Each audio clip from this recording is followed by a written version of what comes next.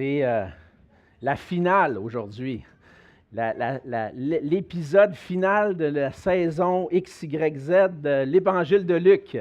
Et puis ce matin, je vous invite à tourner dans l'Évangile de Luc. On va lire ce matin la dernière portion de cet évangile qu'on a traversé ces derniers mois en lisant ce matin Luc au chapitre 24, les versets 36 à 53. Et lorsque arrive parfois la fin parfois on écoute des séries télévisées ou même un film, lorsqu'arrive à la fin, il arrive le moment culminant de l'histoire. Et ce matin, on va arriver à ce moment culminant de l'histoire de la vie, du ministère de Jésus sur la terre. Et on va lire pour ça ensemble Luc 24, les versets 36 à 53.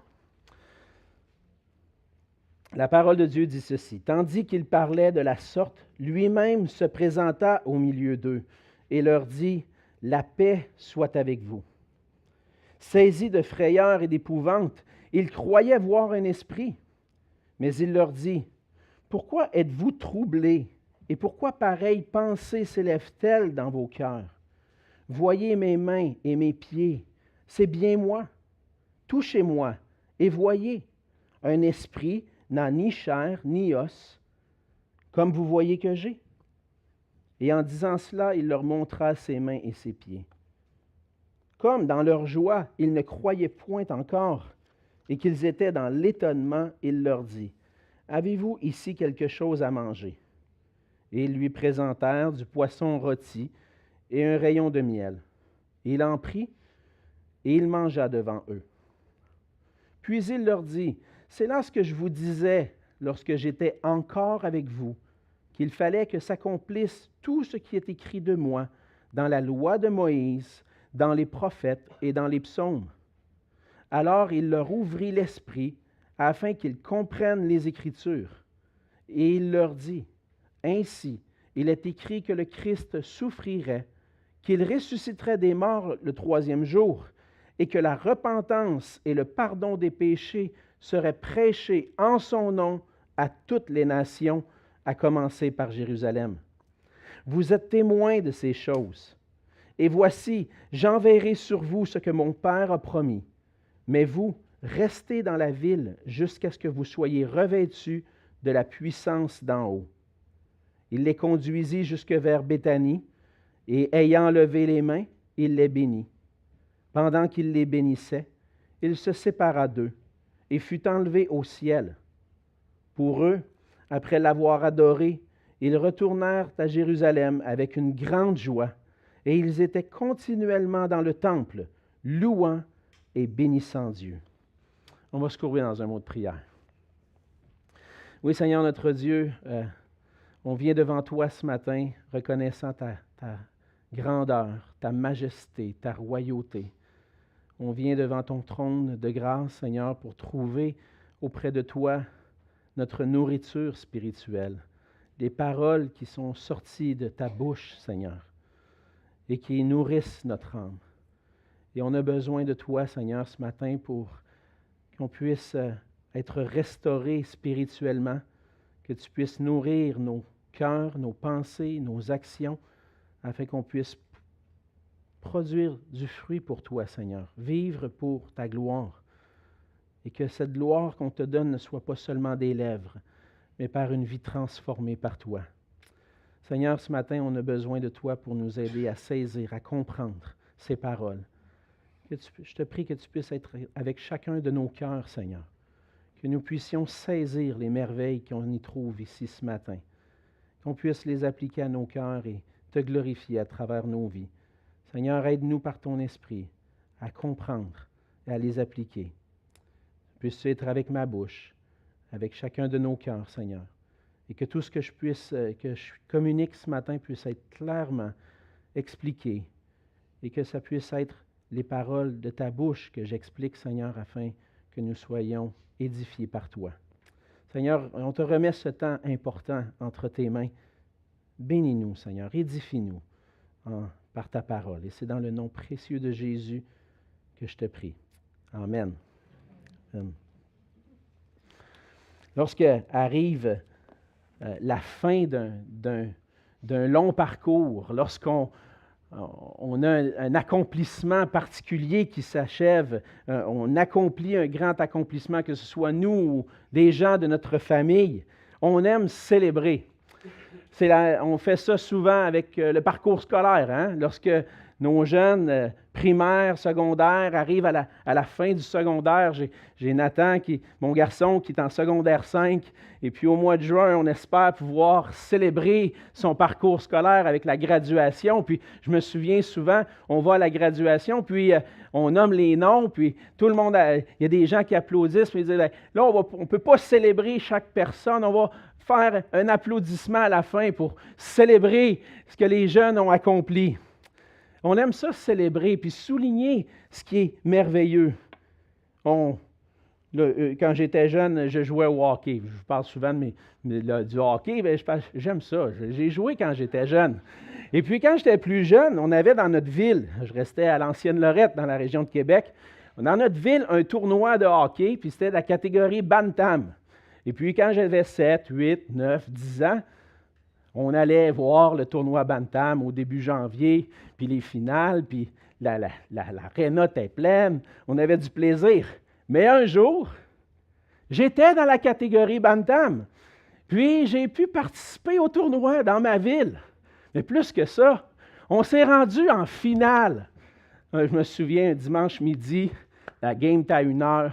Pars vite après l'église, vite on s'habille. Le match de la finale du tournoi Bantam de l'Ancienne Lorette. Hey, je vais me rappeler de ça toute ma vie. Mais on a perdu. On n'a pas pu célébrer.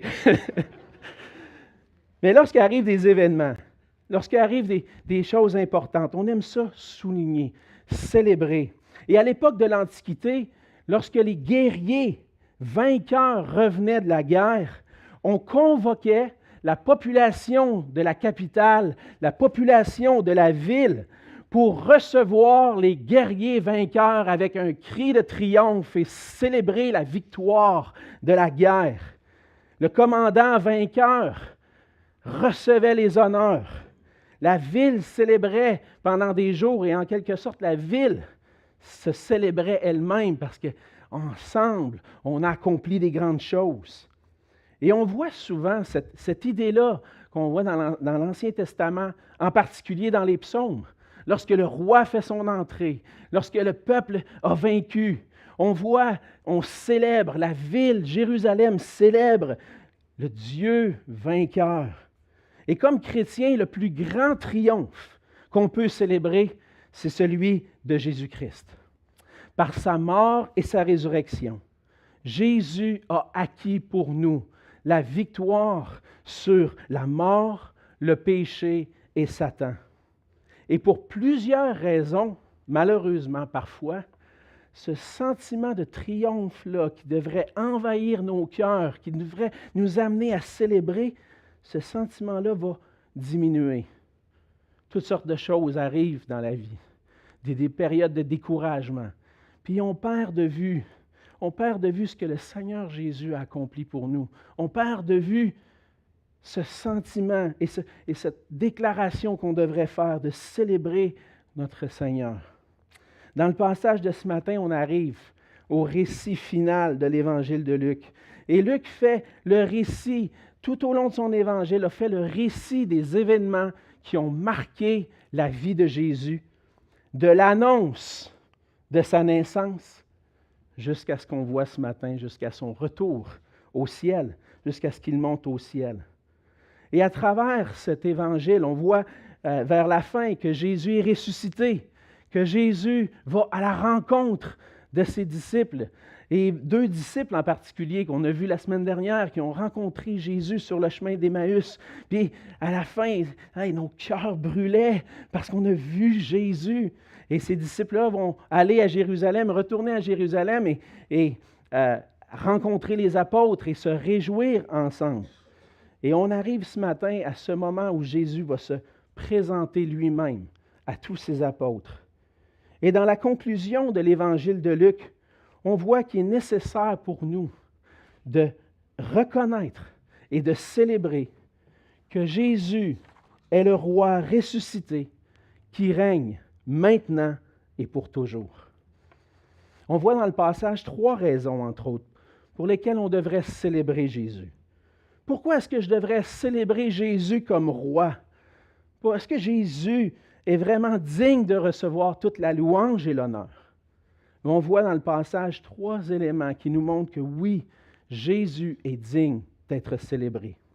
On voit premièrement dans les versets 36 à 43 que Jésus est le roi qui est ressuscité corporellement. Les disciples sont rassemblés, comme on le voit au verset 36 et un petit peu avant.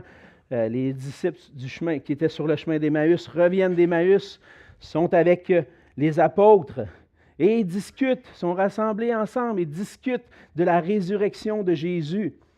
Des femmes, des anges sont apparus aux femmes pour annoncer la résurrection. Les disciples sur le chemin d'Emmaüs ont passé du temps avec le Seigneur Jésus. Ils l'ont vu, ils ont mangé avec lui. Et Simon-Pierre, un des leaders parmi les disciples, a lui aussi vu le Seigneur. Et là, les gens, les disciples, les apôtres se réjouissent. Mais là, le moment culminant arrive. Au verset 36, pendant qu'il est en train de parler, « Hey, on a vu Jésus, on l'a vu, il est apparu. » Jésus lui-même se présente au milieu d'eux. Et on voit que lorsque Jésus se présente à eux, il va mentionner « La paix soit avec vous ». Pourquoi sont énervés? « Wow! C'est quoi ça? » On voit qu'ils sont saisis de frayeur et d'épouvante. Ils pensaient voir un esprit. Ils pensaient que c'était l'esprit de Jésus. Pour ceux qui, des fois, on pense que les disciples et les apôtres, eux autres, ils étaient habitués de voir des choses comme ça. Mais autant que ça serait extraordinaire pour nous de voir quelqu'un ressuscité, c'était extraordinaire pour eux. Ce n'était pas quelque chose d'ordinaire auquel ils étaient habitués. Et là, de voir Jésus devant eux, ça les saisit de frayeur. Saisis de frayeur parce qu'ils voient Jésus, le roi, qui se présente à eux. Ils pensent voir un esprit. Mais Jésus va leur dire ces paroles-là, que c'est lui-même qui est au milieu d'eux. Puis il ne vient pas pour qu'ils puissent avoir peur, mais il vient en leur disant, « La paix soit avec vous. » On se place dans la peau des apôtres, des disciples qui ont vu tout ce qui s'est passé dans les derniers jours. Ce n'était pas un moment heureux pour eux, jusqu'au moment où ils ont commencé à entendre parler de la résurrection de Jésus. C'était un moment d'épreuve, de persécution. Leur Seigneur, celui qui croyait être le Messie, a été crucifié. C'était comme si c'était la fin. Et puis, il faut avoir de la crainte parce que c'était un moment où, si notre Maître a été crucifié, qu'est-ce qui va nous arriver à nous dans la suite? Mais Jésus est ressuscité. Puis la première parole qu'il dit à ses apôtres, « La paix soit avec vous. » Et c'est ce que Jésus dit lorsqu'il vient dans la vie, lorsqu'il veut entrer dans nos vies. « Je veux te donner la paix. » Pas juste la paix de ne pas avoir de la guerre. Je veux te donner la paix dans ton cœur. Tu peux être inquiet pour des circonstances. Tu peux vivre des situations difficiles, des épreuves, mais des fois qui peuvent durer des années. Le Seigneur Jésus vient et dit, « N'ayez pas peur. Je vous apporte ma paix. » C'est pas réconfortant, ça, d'entendre Jésus dire ça. Mais ça ne vient pas juste d'un Jésus qui apparaît comme un esprit. Ça vient de Jésus qui est là, devant les disciples, en chair et en os. Autant incroyable que ça puisse paraître, Jésus va même leur dire, « Pourquoi vous êtes troublés? Pourquoi vous êtes troublés? Je ne suis pas un esprit. Je ne suis pas l'apparition d'un fantôme. C'est moi. Je suis là avec vous, en chair et en os. Regardez mes mains qui ont été percées par les clous. La preuve que c'est vraiment mon corps qui a été livré à la croix. Regardez mes mains, regardez mes pieds. Vous pouvez même me toucher. Venez me toucher. » C'est incroyable de penser ça, puis que Jésus dise ça. Mais en même temps, on voit que Luc veut souligner, et Jésus souligne que ce n'était pas une résurrection ordinaire. Ce n'était pas juste l'apparition d'un esprit, d'un corps mort qui est rendu au ciel. C'était Jésus lui-même qui était ressuscité. C'était la preuve qu'un réel miracle s'est passé. Un réel miracle s'est passé. Et Paul va expliquer dans 1 Corinthiens 15, un chapitre important sur la résurrection, que Jésus a montré et a prouvé qu'il était réellement ressuscité avec un corps, corporellement, parce qu'il est apparu à Simon, il est apparu à plus de 500 frères à la fois, 500 disciples, il est apparu à Jacques, à d'autres apôtres, puis il est apparu à Paul lui-même. On est capable de déclarer comme chrétien, Jésus est ressuscité, parce que des gens ont été témoins de sa résurrection corporelle.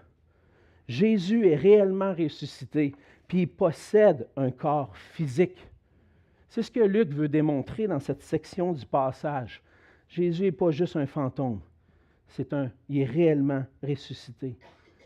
Et c'est quoi, même si des fois on voit dans les Écritures que Jésus apparaît tout d'un coup au milieu d'eux, et puis les disciples ne semblent pas le reconnaître, on voit que ce n'était pas un corps comme il était avant. C'était un corps glorifié, un corps incorruptible, comme va dire l'apôtre Paul dans 1 Corinthiens 15. Et c'est difficile d'expliquer exactement comment il était ce corps-là. On ne l'a pas vu, nous. Mais on a le témoignage des Écritures qui nous dit qu'il y avait peut-être quelque chose de différent, mais c'était quand même un corps matériel, fait de chair, d'os. C'est un corps différent, mais glorifié, incorruptible. Et tout ça démontre que le corps de Jésus n'est plus dans le tombeau, mais qu'il est là présent avec ses disciples. Et Jésus montre qu'ils peuvent le voir, non seulement le voir, ils peuvent le toucher. Il lui dit, un esprit, ça n'a pas chair ni d'os, venez voir, venez toucher. Puis en plus de ça, il va prendre le temps de manger avec eux. Encore une fois, une preuve. Un esprit ne prend pas le temps de s'installer puis manger. Non, les disciples ils ont servi du poisson rôti, un rayon de miel, puis il a pris le temps de manger avec eux. Jésus est réellement ressuscité. Et la preuve de la résurrection corporelle de Jésus, c'est que les disciples ont pu le voir, ont pu le toucher, ont pu manger avec lui. Et ce n'est pas simplement une apparition, mais c'est une véritable résurrection. Et une des implications de cette réalité, c'est que la résurrection corporelle de Jésus-Christ garantit notre propre résurrection corporelle. La résurrection de Jésus-Christ garantit le fait aussi qu'il a le pouvoir de redonner la vie spirituelle. Si on veut, les Écritures nous mentionnent que par nature, on est mort spirituellement et qu'il est possible de passer de la mort à la vie spirituelle, de ressusciter avec Christ, d'avoir cette vie éternelle. Jésus-Christ a le pouvoir de donner la vie spirituelle. Mais ce texte-là nous amène un peu plus loin. Non seulement il nous donne la vie spirituelle, mais il nous garantit notre résurrection corporelle. La résurrection de Jésus-Christ annonce cette réalité-là pour nous, cette réalité future, qu'il va y avoir une résurrection. Les Écritures disent qu'il va y avoir une résurrection des justes et des injustes. On peut mourir physiquement, on peut être placé dans un tombeau, être placé à être enterré ou être incinéré, mais un jour, il va y avoir une résurrection physique de tous les hommes, toutes les femmes qui auront vécu sur la terre. Un jour, on va être ressuscité pour passer en jugement, selon le bien ou le mal qu'on aura fait. Mais ceux qui auront cru en Jésus-Christ, à son œuvre qui aura été accomplie par sa mort et sa résurrection, eux ne viendront pas en jugement. Il n'y aura pas de condamnation qui pèsera sur eux. On va entrer dans la vie éternelle. Et la résurrection de Jésus, c'est la preuve de ce jugement qui va venir. Dans Acte 16, les versets 30 et 31, c'est Paul qui, dans sa prédication, dit « Dieu, sans tenir compte des temps d'ignorance, annonce maintenant à tous les hommes, en tout lieu, qu'ils ont à se repentir, parce qu'il a fixé un jour où il jugera le monde selon la justice, par l'homme qu'il a désigné, ce dont il a donné à tous une preuve certaine en le ressuscitant des morts. La résurrection de Jésus-Christ est la preuve certaine qu'une résurrection qui nous attend. Et la résurrection de Jésus-Christ nous donne, à nous qui avons cru en lui, l'assurance et l'espérance de la résurrection de la vie éternelle. Paul va dire dans 1 Corinthiens 15, les versets 19 à 23, « Si c'est dans cette vie seulement que nous espérons en Christ, nous sommes les plus malheureux de tous les hommes. Mais maintenant, Christ est ressuscité des morts. Il est les prémices, le premier de ceux qui sont morts. Car puisque la mort est venue par un homme, c'est aussi par un homme qu'est venue la résurrection des morts. Et comme tous meurent en Adam, de même aussi, tous revivront en Christ, mais chacun en son rang.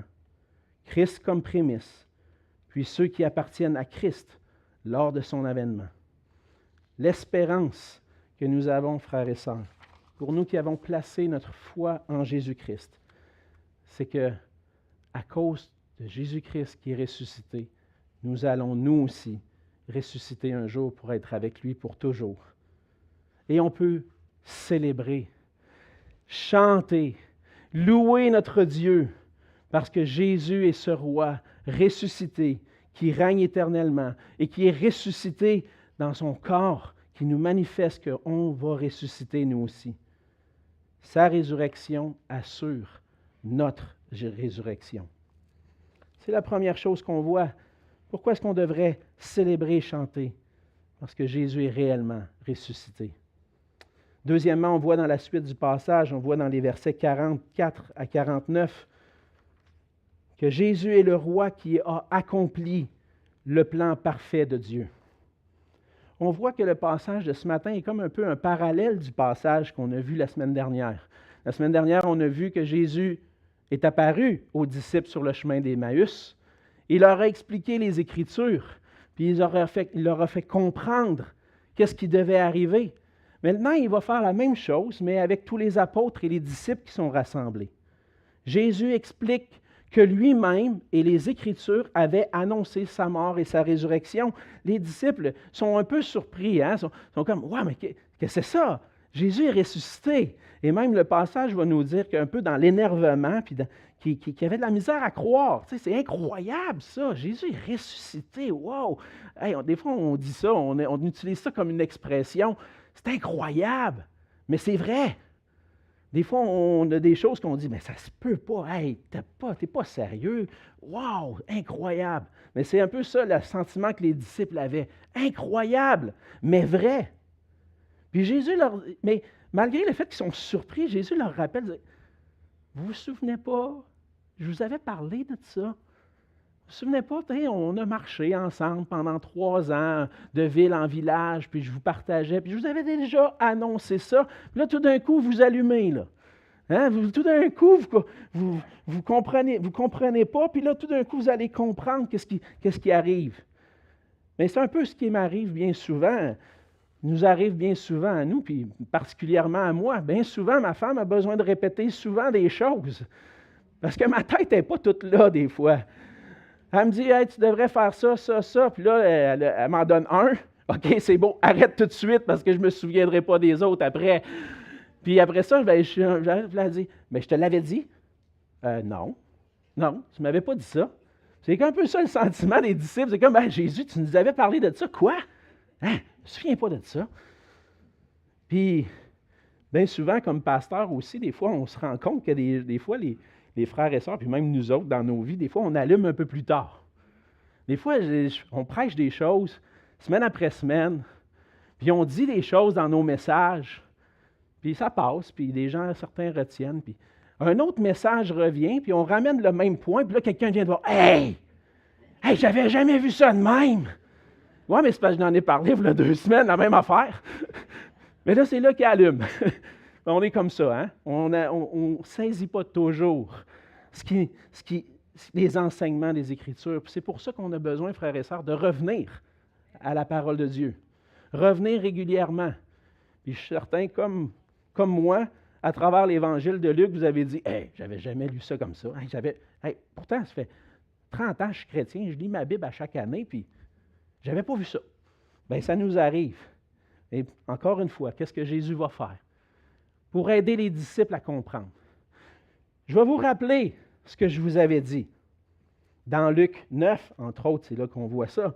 Après que Pierre avait déclaré que Jésus est le Christ de Dieu, Jésus leur avait parlé de ce qui allait venir. Il fallait que le Christ souffre et ressuscite. Dans Luc 9, au verset 22, il ajouta qu'il fallait que le Fils de l'homme souffre beaucoup, qu'il soit rejeté par les anciens, par les principaux sacrificateurs et par les scribes, qu'il soit mis à mort et qu'il ressuscite le 3e jour. C'était pas plus clair, ne pouvait pas avoir plus clair que ça, là.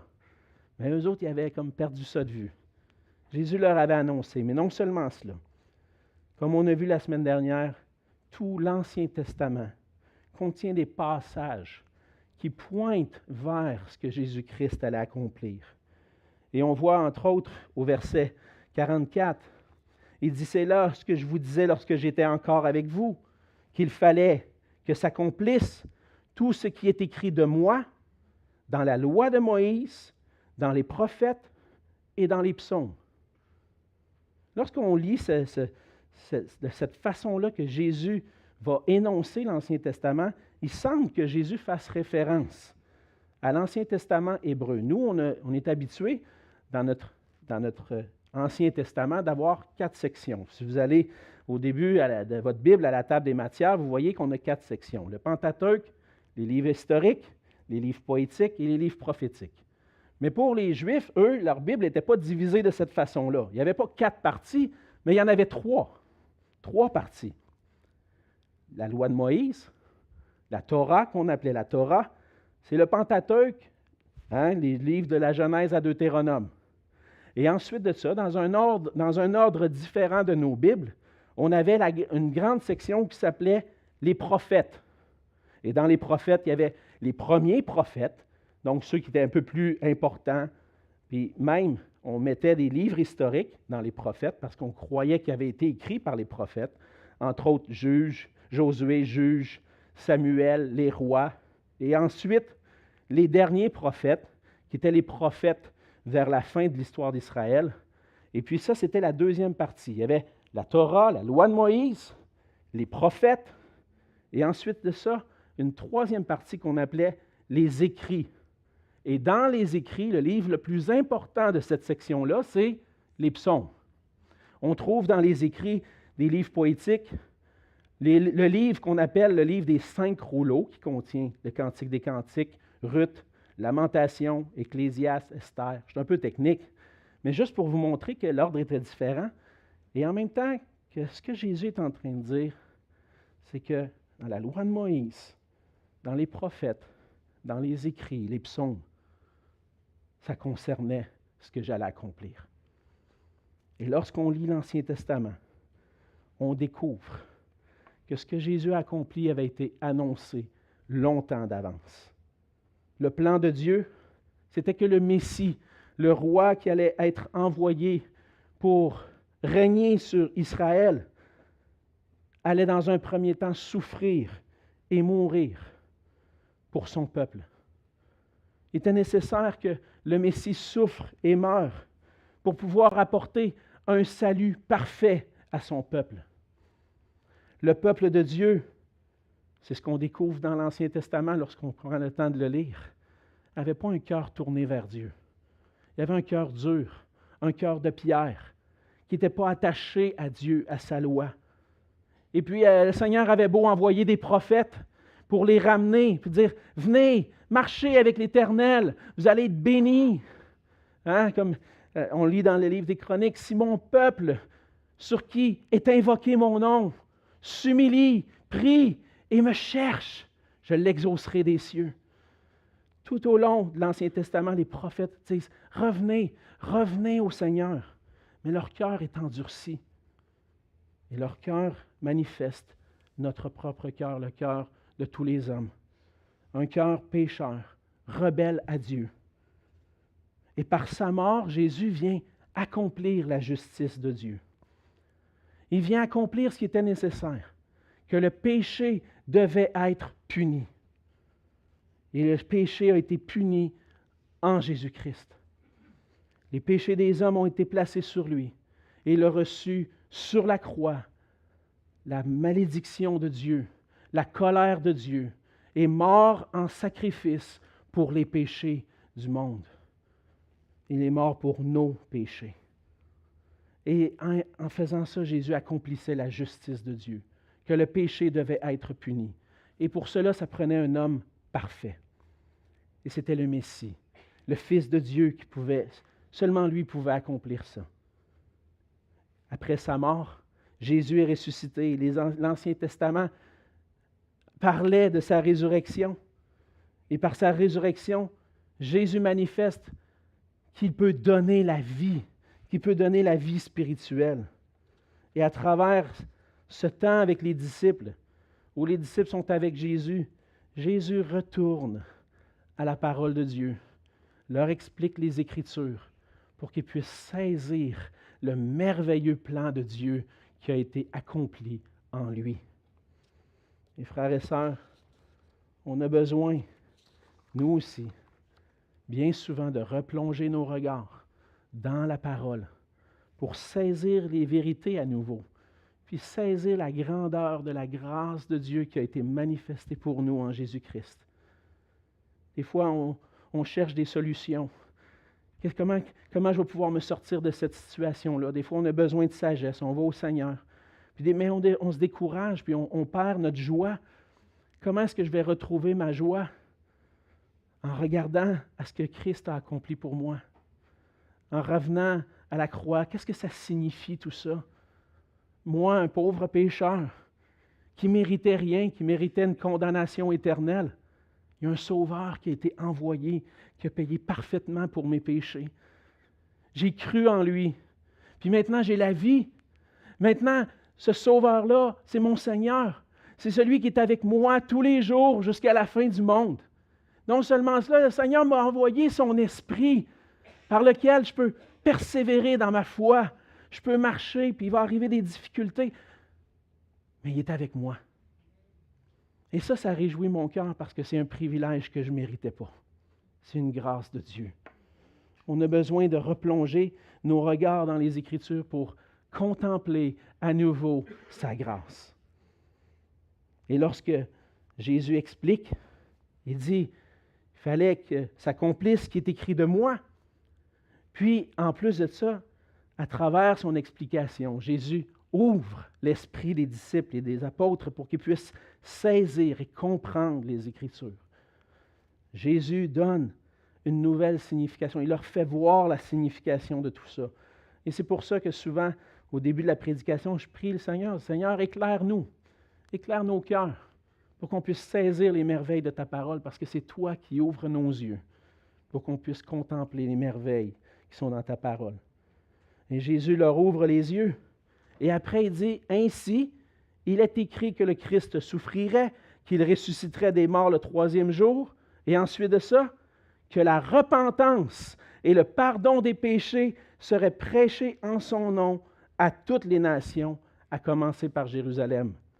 Déjà dans l'Ancien Testament, on voyait, c'était annoncé que le salut qui allait être accompli par le serviteur de l'Éternel, par le Messie, allait être un salut qui n'allait pas seulement rester pour Israël, mais qui allait venir pour toutes les nations. Longtemps d'avance, 700 ans avant Jésus, le prophète Ésaïe avait prophétisé l'œuvre de Christ.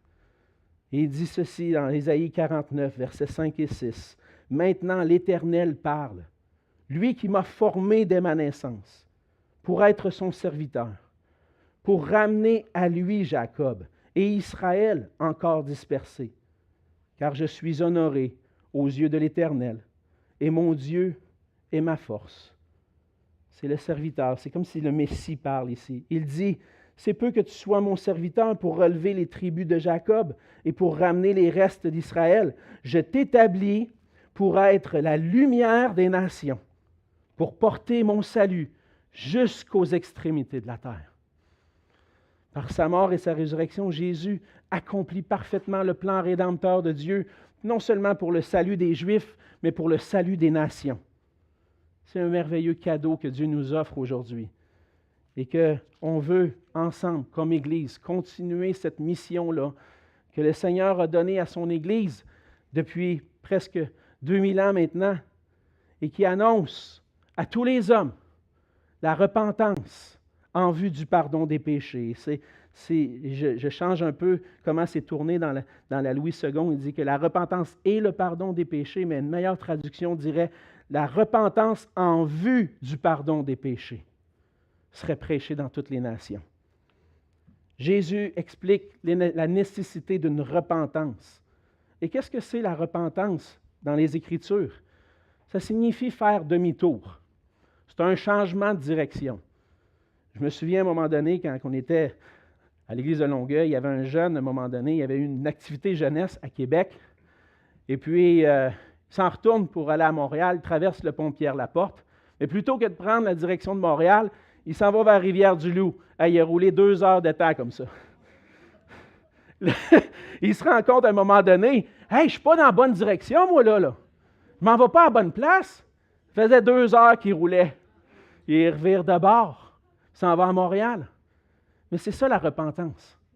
La repentance, c'est qu'on est en train de marcher en étant rebelle à Dieu, dans nos péchés, puis on se plaît dans ça. Glorifier Dieu, ah non. Moi, j'aime vivre ma vie. Je veux vivre ma vie indépendamment. Mais lorsqu'on saisit qui est Jésus-Christ, le Sauveur, le Seigneur ressuscité, lorsque je réalise réellement qui il est, je dis, hey, c'est pas correct, je ne suis pas dans la bonne direction, moi, là. Il faut que je fasse demi-tour. La vraie vie se trouve en lui, en Dieu. Et je change de direction. C'est ça la repentance.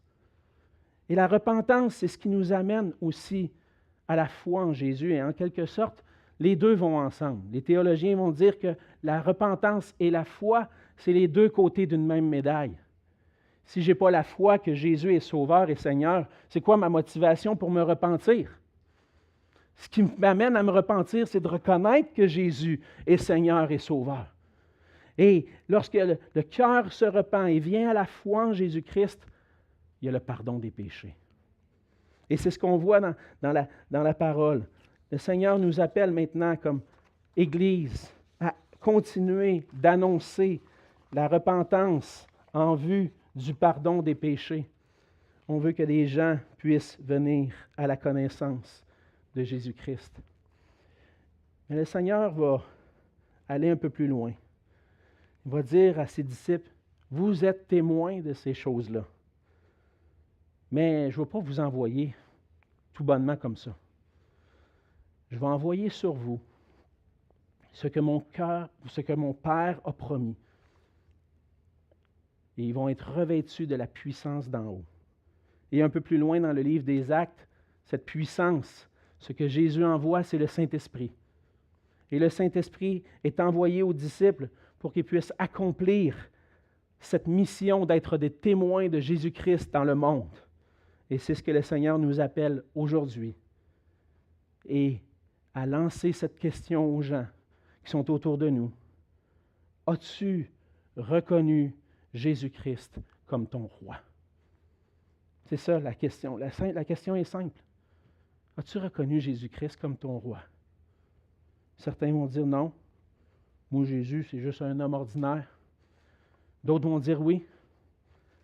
Mais on en vient à cette question-là. C'est ça que l'Évangile de Luc nous amène et dit, qui est Jésus pour toi? Est-ce qu'il est ton roi? Est-ce qu'il est ton Seigneur? Et c'est notre mission, frères et sœurs, par la force de l'Esprit de Dieu, de demander, de prêcher l'Évangile, de raconter ce que Jésus a fait pour nous et demander, est-ce que Jésus est ton Sauveur et ton roi? Pour amener ces gens-là à croire en lui, à la repentance et au pardon des péchés. C'est le cadeau le plus merveilleux que le Seigneur nous offre, qui nous appelle maintenant par sa force à l'annoncer, à le partager. C'était la deuxième raison. Jésus est celui qui accomplit parfaitement le plan de Dieu. C'est pour ça qu'il est digne d'être célébré. Et on voit à la fin que Jésus, une troisième raison dans les versets 50 à 53, Jésus est digne d'être célébré parce qu'il est le roi qui est monté au ciel pour régner éternellement. Avant de partir, on voit que Jésus va bénir ses disciples, il va les conduire à Béthanie. Et Jésus prend le temps de prononcer une bénédiction sur eux. Lorsqu'on est familier avec la culture, on voit que dans la culture du peuple d'Israël, il y avait ce moment-là, dans des moments importants, il y a une bénédiction qui était prononcée sur les gens. On voit ça, entre autres, on a des exemples de ça dans le livre de la Genèse. Lorsqu'on lit la fin de la vie d'Isaac, il va prononcer une bénédiction sur Jacob, qui était supposé d'être Ésaü, mais c'est Jacob qui l'a eu. Et on voit que Jacob, lui, a prononcé cette bénédiction-là sur ses 12 fils. C'est une bénédiction qui leur souhaite le bien qui vient de Dieu, que le Seigneur les comble, puis qu'ils puissent trouver en lui tout ce qui est nécessaire. Et Jésus va prononcer cette bénédiction-là. Je veux du bien. Je veux que vous goûtiez à ma paix. Je veux que vous goûtiez à ma joie. Et toutes les bénédictions spirituelles qu'on trouve en Jésus-Christ, la bénédiction spirituelle de lui appartenir, le Seigneur la partage à ses disciples. Et pendant qu'il est en train de prononcer cette bénédiction-là, Jésus commence à monter au ciel. Les disciples le regardent, le voient monter au ciel. Et on appelle ce moment-là l'ascension. L'ascension de Jésus-Christ. Et lorsqu'on parle de l'ascension, qu'est-ce que ça veut dire, ascension? Bien, c'est simplement l'action de s'élever dans les airs, de monter. Et Jésus monte au ciel. L'ascension de Jésus-Christ, c'est ce moment-là où Jésus est monté au ciel. Mais Jésus n'est pas seulement monté au ciel d'une manière physique. Ça a aussi une signification royale. Jésus n'est pas simplement monté au ciel, mais il est monté au ciel pour régner en roi. C'est son ascension au trône qu'on voit là. Tout a été accompli pour le salut des hommes. Et maintenant, Christ est assis à la droite du Père, où, depuis ce moment-là, dès le moment de son ascension, il règne en roi. Jésus a accompli ce qui était annoncé de lui. On voit au tout début de l'évangile de Luc, Luc nous donne déjà au début de son évangile des éléments qui nous font saisir qui est Jésus.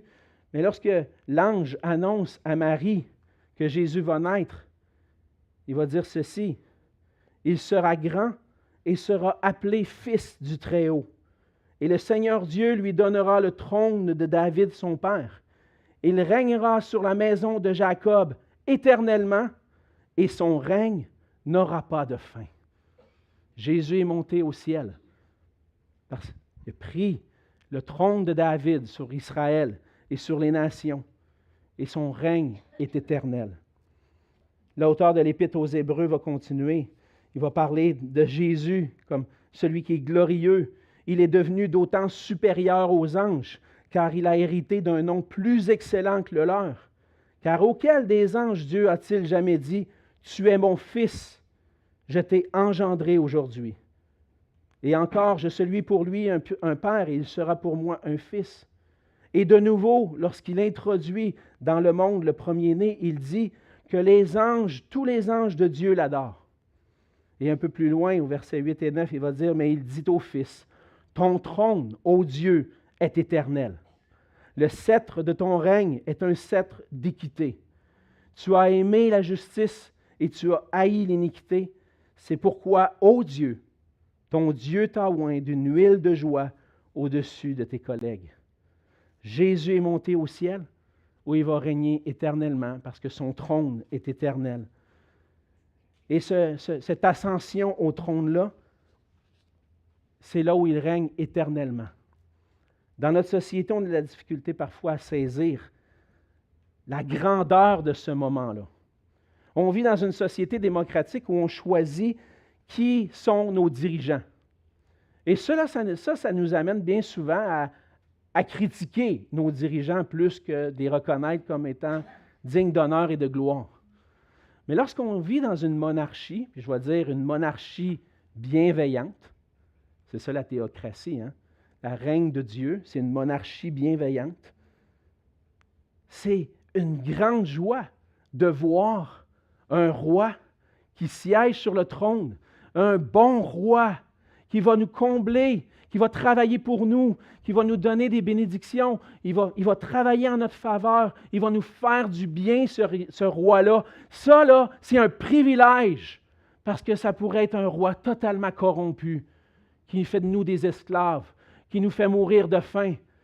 Mais un roi bienveillant qui monte au ciel, qui règne, ça, c'est un sujet de joie. Et c'est ce qu'on voit que les disciples vont exprimer au verset 52. Pour eux, après avoir adoré Jésus, ils retournent à Jérusalem avec une grande joie. Et là, on pourrait dire, mais là, Jésus vient de partir. Pourquoi ils sont heureux? Parce qu'ils saisissent que le plan de Dieu a été accompli en Jésus-Christ, que Jésus est Seigneur. C'est lui le Messie. C'est lui qui est le roi. C'est lui qui règne éternellement. Et là, la joie remplit leur cœur. On a un roi sur le royaume de Dieu. On a un roi qui va régner pour nous. Et continuellement, ils étaient dans le temple à louer Dieu. Maintenant, on arrive à la fin de cette histoire qui est exactement au même endroit où elle a commencé.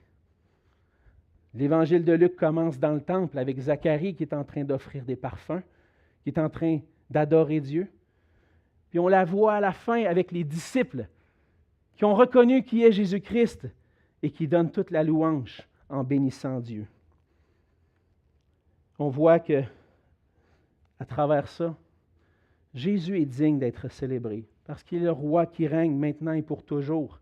Ses œuvres l'ont montré. Sa mort et sa résurrection et son ascension le prouvent. Et il est celui qui règne éternellement.